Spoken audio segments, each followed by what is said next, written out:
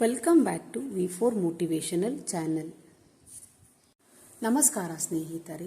ನೀವು ನಿಜವಾಗಿಯೂ ಪ್ರೀತಿಸುವವರ ಮೇಲೆ ಕೋಪ ಮಾಡಿಕೊಳ್ಳುವುದು ಅಸಾಧ್ಯ. ಒಂದು ವೇಳೆ ನಿಮ್ಮ ಕೋಪ 3 ದಿನಗಳಿಗಿಂತ ಹೆಚ್ಚು ಕಾಲ ಇದ್ದರೆ ನೀವು ಅವರನ್ನು ಪ್ರೀತಿಸುತ್ತಿಲ್ಲ ಎಂದರ್ಥ. ಒಂದು ಸಮೀಕ್ಷೆಯ ಪ್ರಕಾರ 52% ಮಹಿಳೆಯರು ತಮ್ಮ ಪತಿ ಸಂಗಾತಿಯಲ್ಲ ಎಂದು ಹೇಳುತ್ತಾರೆ. ಈ ಪ್ರೀತಿ ಎನ್ನುವುದು ಯಾರೊಬ್ಬರು ಕದಿಯಲಾಗದ ನೆನಪುಗಳನ್ನು ಕೊಡಬಹುದು ಮತ್ತು ಯಾರು ಗುಣಪಡಿಸಲಾಗದ ನೋವನ್ನು ಸಹ ಕೊಡಬಹುದು. ಒಂದು ಅಧ್ಯಯನದ ಪ್ರಕಾರ ಒಬ್ಬ ಪುರುಷನು ತನ್ನನ್ನು ತಾನು ಎಷ್ಟು ಇಷ್ಟಪಡುತ್ತಾನೆ ಎಂಬುದರ ಬಗ್ಗೆ ಗೊಂದಲ ಇದ್ದಾಗ ಮಹಿಳೆಯು ಇನ್ನೂ ಹೆಚ್ಚು ಆಕರ್ಷಿತಳಾಗುತ್ತಾಳೆ ಅವನಿಗೆ.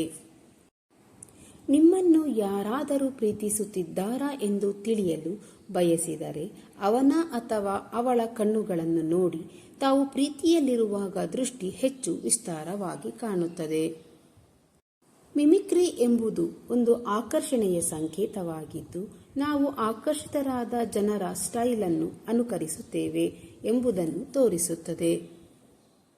ಜೀವನದಲ್ಲಿ ನೀವು ಯಾರಿಗಾದರೂ ನಿಜವಾಗಿಯೂ ಆಪ್ತರಾದಾಗ ಅವರು ಕಳುಹಿಸಿದ ಟೆಕ್ಸ್ಟ್ಗಳನ್ನು ಓದುವಾಗ ಅವರ ಧ್ವನಿಯಲ್ಲಿಯೇ ಅದನ್ನು ಕೇಳಿದಂತಾಗುತ್ತದೆ. ಮನೋವಿಜ್ಞಾನದ ಪ್ರಕಾರ ನೀವು ಪ್ರೀತಿಸಿದ ವ್ಯಕ್ತಿಯೊಂದಿಗೆ ಮತ್ತೆ ಕೇವಲ ಸ್ನೇಹಿತರಾಗಿರುವುದು ಅಸಾಧ್ಯದ ಮಾತು. ಒಂದು ವೇಳೆ ಜನರು ದೀರ್ಘಕಾಲದ ಸಂಬಂಧವನ್ನು ಬಯಸಿದರೆ ಸಾಮಾನ್ಯವಾಗಿ ಆಕರ್ಷಕ ದೇಹದ ಜೊತೆಗೆ ಆಕರ್ಷಕ ಮುಖವನ್ನೂ ಸಹ ಬಯಸುತ್ತಾರೆ. ಒಂದು ವೇಳೆ ಯಾರ ಮೇಲಾದರೂ ಕ್ರಶ್ ಆದರೆ ಅದು ಗರಿಷ್ಠ 4 ತಿಂಗಳು ಮಾತ್ರ ಇರುತ್ತದೆ. ಅದನ್ನು ಮೀರಿದರೆ ನೀವು ಈಗಾಗಲೇ ಅವರನ್ನು ಪ್ರೀತಿಸಲು ಶುರು ಮಾಡಿದ್ದೀರಿ ಎಂದು ಅರ್ಥ. ಸಂಸಾರದಲ್ಲಿ ದಿನಕ್ಕೆ 10 ನಿಮಿಷವಾದರೂ ಜೊತೆಯಾಗಿ ನಗುವ ದಂಪತಿಗಳ ಸಂಬಂಧ ಹೆಚ್ಚು ಬಲವಾಗಿ ಇರುತ್ತದೆ. ನೀವು ಭಾವನಾತ್ಮಕವಾಗಿ ಕುಗ್ಗಿದಾಗ ನೀವು ಪ್ರೀತಿಸುವವರ ಕೈಯನ್ನು ಗಟ್ಟಿಯಾಗಿ ಹಿಡಿದುಕೊಂಡರೆ ಅದು ದೈಹಿಕ ನೋವು ಮತ್ತು ಒತ್ತಡ ಹಾಗೂ ಭಯವನ್ನು ನಿವಾರಿಸಲು ಸಹಾಯ ಮಾಡುತ್ತದೆ. ಒಬ್ಬ ಹುಡುಗ ನಿಜವಾಗಿಯೂ ಒಂದು ಹುಡುಗಿಯನ್ನು ಇಷ್ಟಪಟ್ಟಾಗ ಅವನ ಸ್ನೇಹಿತರಿಗೆ ಅವಳ ಬಗ್ಗೆ ಹೇಳದೇ ಇರಲು ಸಾಧ್ಯವೇ ಇಲ್ಲ. ಸಾಮಾನ್ಯವಾಗಿ ನೀವು ಯಾವಾಗಲೂ ಒಬ್ಬ ವ್ಯಕ್ತಿಗೆ ಮೊದಲು ಸಂದೇಶ ಕಳುಹಿಸುವವರಾಗಿದ್ದರೆ ಆ ವ್ಯಕ್ತಿಯು 99% ನಿಮ್ಮ ಬಗ್ಗೆ ಆಸಕ್ತಿ ಹೊಂದಿರದೇ ಇರುವ ಅವಕಾಶವಿದೆ. ಜೀವನದಲ್ಲಿ ಯಾರನ್ನಾದರೂ ಆಕಸ್ಮಿಕವಾಗಿ ಭೇಟಿಯಾದ 5 ಸೆಕೆಂಡ್ಗಳಲ್ಲಿ ಈ ಕೆಳಗಿನ ಆಧಾರದ ಮೇಲೆ ನೀವು ಅವರಿಗೆ ಶಾಶ್ವತವಾದ ಪ್ರಭಾವವನ್ನು ಬೀರುತ್ತೀರಿ. ಅವುಗಳೆಂದರೆ ನೀವು ಹೇಗೆ ಕಾಣುತ್ತೀರಿ, ನೀವು ಹೇಗೆ ಮಾತನಾಡುತ್ತೀರಿ ಮತ್ತು ನೀವು ಏನು ಹೇಳುತ್ತೀರಿ ಎಂಬುದು. ನೀವು ನಿಜವಾಗಿಯೂ ಪ್ರೀತಿಯಲ್ಲಿದ್ದಾಗ ಆ ಪ್ರೀತಿ ಎಂಬುದು ಕದಿಯಲಾಗದ ನೆನಪುಗಳನ್ನು ಕೊಡಬಹುದು. ಹಾಗೆಯೇ ಯಾರು ಗುಣಪಡಿಸಲಾಗದ ನೋವನ್ನು ಸಹ ಕೊಡಬಹುದು.